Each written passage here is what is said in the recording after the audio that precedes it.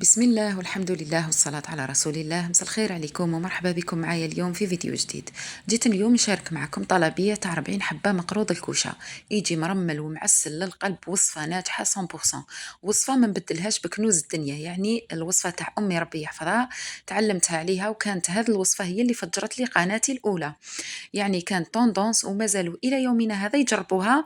ما كاش اللي ما جربتهاش وما نجحتلهاش، يعني اللي جامي دارت المقروض ولا ينجح لها. وصفة من أسهل ما يكون ومن أروع ما يكون. راح نعطيكم المقادير مضبوطة تاع 40 حبة مع سعر البيع. شوفوا لي الداخل كيفاش يجي، شوفوا معسل للقلب ويجي مرمل ومعسل ما نحكي لكمش، والبنة اون ديغي قلب اللوز، يجي بزاف بنين. ما تنساوش تخلوا لي جيم وكومنتار وبارطاجوها مع الاحباب والاصدقاء. هنا عندي كيلة تاع سميد متوسط مواين، كان عندي ماما مواين. شفتوا ماما كي تشرو الباكي يجي مخلط المواين مع الرطب، نتوما صيروه دوغي هذاك المواين وهبطوا الرطب ديروه بجيه. أنا بما أنه ما لقيتش وكانت عندي طلبية مزروبة زدت له، ما كانش عندي بزاف سميد، درت مولا خاشن. معناتها درت 2 كيلات تاع مولا خاشن مع كيلة نتاع موايان، يعني كي تخلطوهم يجوا شابين، يجي شباب المقروض. بصح لو كان ديروا الخاشن وحده ما راحش يجيكم شباب. هنا في كل كيلة راح ندير لها مغرفة بومبي تاع فارينة ومغرفة صغيرة تاع الملح. المقروض يبغي الملح ماشي غير رشها برك، نخلطهم مليح. قلت لكم الخاشن يديروا به المقروض تاع المقله يجي شباب، بصح تاع الكوشه لو كان ديروا غير الخاشن وحده ما راحش يجيكم شباب، يسمى لازم تخلطوه بالمواين. هي من الاحسن ديروا كامل مواين يجيكم هايل. هنا درت كيله تاع سمن ذايب وبارد، كيله الا اصبع، وهذاك الاصبع نكملو بالزيت. ضروري ديروا الزيت باسكو هو اللي يطري لكم، سواء في العرايش ولا في الكعكعات، ولا شفتوني دائما ندير هذيك الاندوازيت وفي المقروض ثاني، يعني يعطيها طراوه بزاف هايله. هنا اولا خلطت السميد مع السمن، ومن بعد دوك نبدا نحك. شوفوا نبقى نحك مده ربع ساعه ولا نحك. شوفوا في الاول يبدا يضرس فيكم، يديركم هذاك الصوت اللي يديرونجي، ومن بعد وحده هذاك الصوت يحبس، تحسوا هذاك السميد تاعكم ثقل، وتحسوا فيه الماء، شغل درتوا له الماء ولكن نتوما ما درتولوش الماء، يعني تالمون تحكوه مليح يتقال معاكم. دوك تشوفوا القوام تاعو معايا. المهم عطولو الطوع في الحكان، ماشي تحكوه غير شويه وتخلوه. هاد المرحله بعد ما تحكوه ضروري تخلوه يبات، يا اما تخلوه يبات يا اما تحكوه الصباح ومع الليل تخدموه. بصح من الاحسن خدموه في الليل والصباح، حكوه في الليل والصباح خدموه. المقروض يبغي يبغي الوقت، يعني كل ما عطيتوا له الوقت باش يشرب مليح كل ما راح يعطيكم نتيجة شابة. فوالا يعني بقيت مدة وانا نحك فيه، ربع ساعة وانا نحك فيه. فوالا شوفوا هنا بدا اللون تاعو يتبدل، وما تحسوه بدا يتشمخ. شوفوا بدا يثقال معايا، ما يوليش يتزربع لي كيما في الاول. هنا ما نحيت لكم ولا مقطع باش تشوفوا كامل المراحل تاعو من الاول حتى لدرك. شوفوا كيفاش القوام تاعو راه باين باللي تبدل ولا ثقيل، شغل راه مشمخ. ودوك نوريكم كيفاش تزيدوا تعرفوا باللي سي بون ما تزيدوش تحكوه. فوالا شوفوا هنايا كي نلم كويره، شوفوا كيفاش تتلم معايا بكل سهوله. شوفوا تحسوها راهي مشمخه وشغل راني دايرت له الماء. هنا الحبه تاع السميد تاعكم تتشرب كميه الدهون اللي كاينه، تتشربها حتى للداخل. شوفوا كيفاش راهي. هذا هو القوام اللي لازم تتحصلوا عليه بعد ما تحكوه مليح. ما من اللون تاعو شوفوا راح يتبدل، ما راحش يبقى صفر كيما في الاول. شوفوا لي كيفاش يولي. انا هنا تعمدت ما نحي لكم ولا مقطع هكا باش تشوفوا مليح. هنا بعد ما نحكوه نغطيه ونخليه يبات، نحطه في باسينه ولا. انا درت كميه زدت درت كونتيتي واحده اخرى خلطها معاها. هذه الكميه تاع اللي عطيتها لكم تخرج لكم 40 حبه بالضبط. انا توجور ندير بزياده، يسمى درت كيلو واحده اخرى صغيره وزدتها معاها. دوك هنا نروحوا للكاوكاو. انا درتو بالكاوكاو، كانت عندي طلبيه باسكو بالكاوكاو. درت نصه بالقشره ونصه بلا قشره، يعني محمص. حمصته في الفرن، ما تحمصوش بزاف حتى وين يطلق الزيوت نتاعو. كي تخلو شويه بالقشره الحشو تاعكم راح يجي بنين في المقروض. راح نرحي الكاوكاو تاعي بعد ما حمصته اكيد. شوفوا القوام تاعو كيفاش لازم يكون كيما الكسكس. من بعد نكيل 3 كيلات نتاع كاوكاو بهذا الكاس تاع ام وليد، ومن بعد نقول لكم الحشو هذا شحال يدير لكم من حبه. مع كاس إلا ربع نتاع السكر، ونعاود نرحيهم مع بعض. تعودت على هذه الطريقة نتاعي في كاع الحشوات، ندير هذه الطريقة، نعاود نرحي السكر مع الكاوكاو حتى تحصلوا على هذا القوام متجانس. فوالا.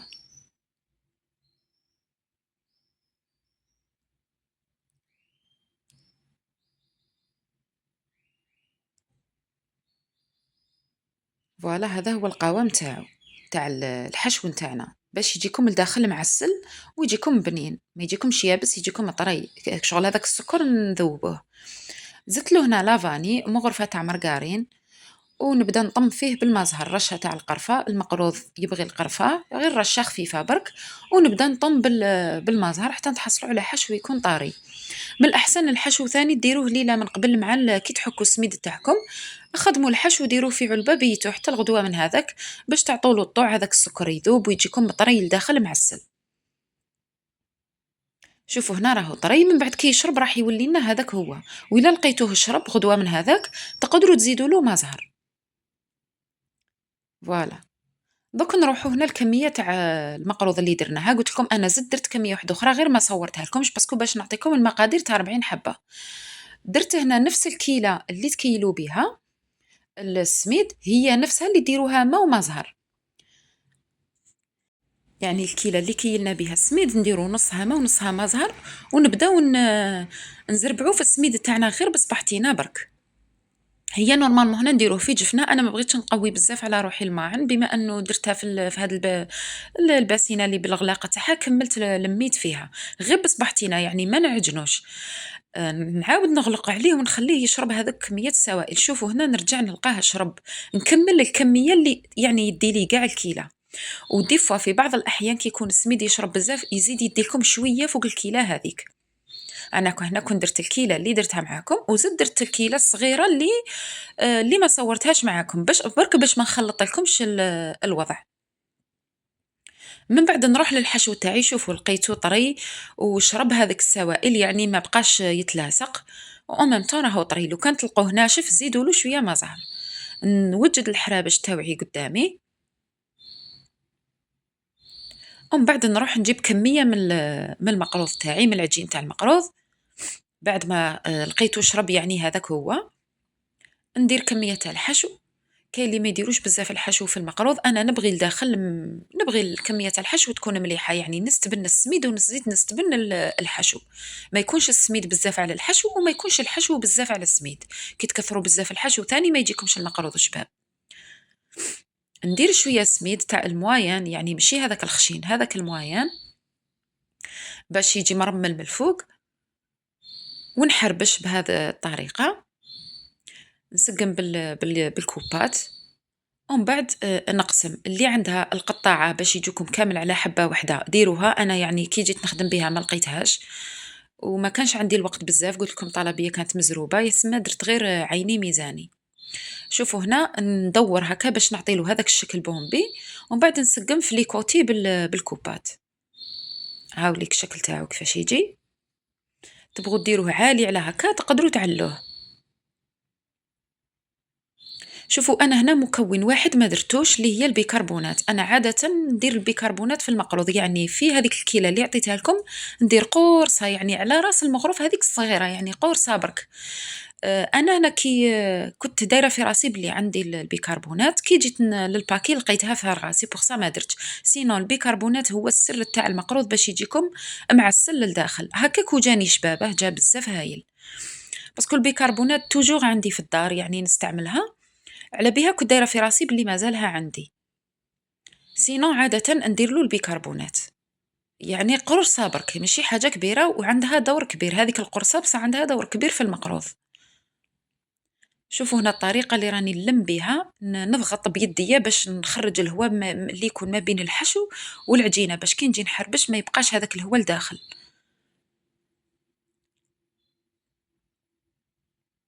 هنا توجور استعملوا الكوبات لا فينيسيون، وديروا قطعوا كيما بغيتوا الحجم.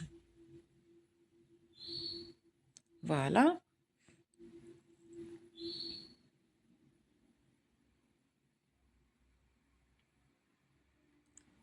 توجور نبومبيها شويه ونسقم لي كوتي منو من.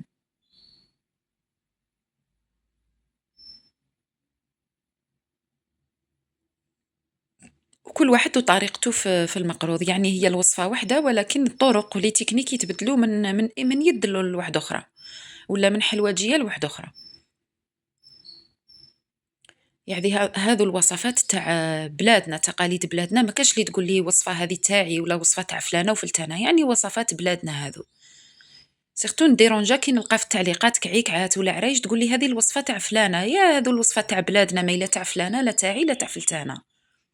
شوفوا هنا بعد ما نكمل كاع المقروض تاعي نخليه يريح، ما نطيبوش مباشرة، نخليه واحد ربع ساعة ولا نص ساعة، نص ساعة هكاك باش نروح نطيبو. الطياب تاعو هو الصح. شوفوا سخنوا الفرن تاعكم مليح ومن بعد دخلوه نقصوا الفرن تاعكم على 170 درجة وعلوا السنيوة تاعكم، يعني ديروها للفوق ماشي للتحت. ومن بعد كي تشوفوه حمار من التحت وقدرتوا ترفدوا الحبة، شعلوا له من الفوق وخلوه يدي هذا اللون اللي راكم تشوفوا فيه. يعني لازم يطيب من الداخل للبرا، يعني يدي لكم من 45 دقيقة حتى ل 50 دقيقة يدي طياب هو، ماشي تزيدوا له للنار يحمر من التحت ومن الداخل يبقى هكاك اخضر، ما يجيكمش شباب، يجيكم غير بنة السميد فيه. يعني لازم تعطوا له حقه باش يطيب. هنا وهو سخون عفوا العسيله تاعي تكون دافيه ماشي بارده، دفوها وزيدوا لها المزهر. العسل تاع المقروض توجور لازم نزيدوا له المزهر. درت عسل مرجان زدت خففته بالمزهر، ما لازمش يكون ثقيل. ومن بعد نخلي المقروض تاعي واحد الشويه في العسل، واحد الخمس دقائق ولا يشرب. ومن بعد نحيه نديرو مباشرة في سنيوة باش من بعد كي نعاود نعسلو مباشرة في السنيوة، يعني ما نعاودش نبقى نرفد فيه. فوالا هنا هذه كانت السنيوة الأولى بعد ما طيبتها، وهذه السنيوة الزوجة. يعني هذيك الكمية اللي عطيتها لكم دير لكم 40 حبة، أنا زدت درت كيلة واحدة أخرى قلت لكم زدت 20 حبة، معناتها درت 60 حبة مقروض. توجور ندير بزيادة.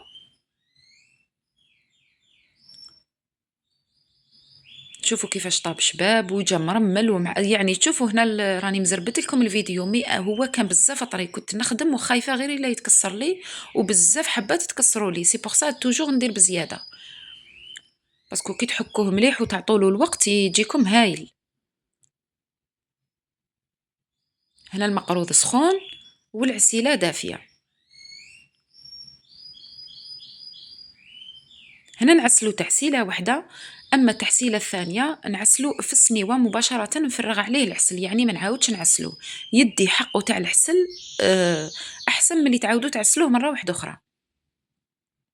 شوفوا هنا دوك سخنت هذاك العسل تاعي بعد ما عسلت كاع المقروض وبرد، سخنت شويه هذاك العسل ماشي بزاف، ما تسخنوش بزاف، من بعد نصفيه بالصفايه على جال هذاك السميد اللي يكون فيه ونفرغوه فوق السنيوه نتاعي فوق المقروض، ونخليه يبات ليله كامله يتشرب ليه كامل هذاك العسل. شوفوا تالمو هذا السميد يشرب قبل ما يبات، ما يباتش يعني ثم شرب هذاك العسل، ثم شرب كامل هذاك العسل اللي فرغته له وجا معسل للداخل. شوفوا كاع شرب هذاك العسل. من بعد هنا كي نشوفو شرب لي العسل يعني مباشرة راح نرفدو ونحطوه في لي كيسات نتاوعو.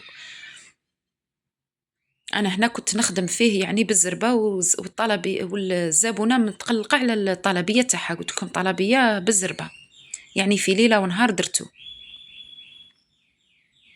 فوالا نحطو في لي كيسات. تقدروا تخلوه هكا، يعني المقروض الشاغم تاعو هذا هو، ما تزيدوا له حتى اضافات. مي انا كي عمرته في لابواط حسيت هكا حاجه خاصاتو من الفوق، درت له شويه نتاع كاوكاو محمص ومطحون خشين، غير شويه على الوجه. فوالا شوفوا هنايا يعني راهو ما شاء الله، مي انا حسيت باللي خاصاتو حاجه، زدت له شويه نتاع الكاوكاو.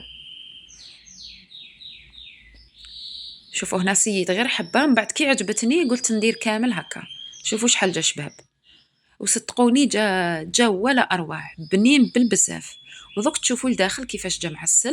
ديجا كنت حليت لكم حبه في بدايه الفيديو، بصح راح تشوفوا العسل كيفاش يجي شارب للداخل. شوفوا هنا شفتوا فرغت عليه العسل وخليته يتشرب، يعني يشرب يدي حقه حتى للداخل. وشوفوا كيفاش يجي مرمل، والحشو هذاك يجي طري ويجي بزاف بنين. هنا يعني راهو جديده، ايماجينو كيبات كيفاش يولي. صدقوني وصفة ناجحة من أول تجربة. ما تنسوش تدعموني بليجام وتعليقاتكم، ومع السلامة في فيديو مقبل إن شاء الله.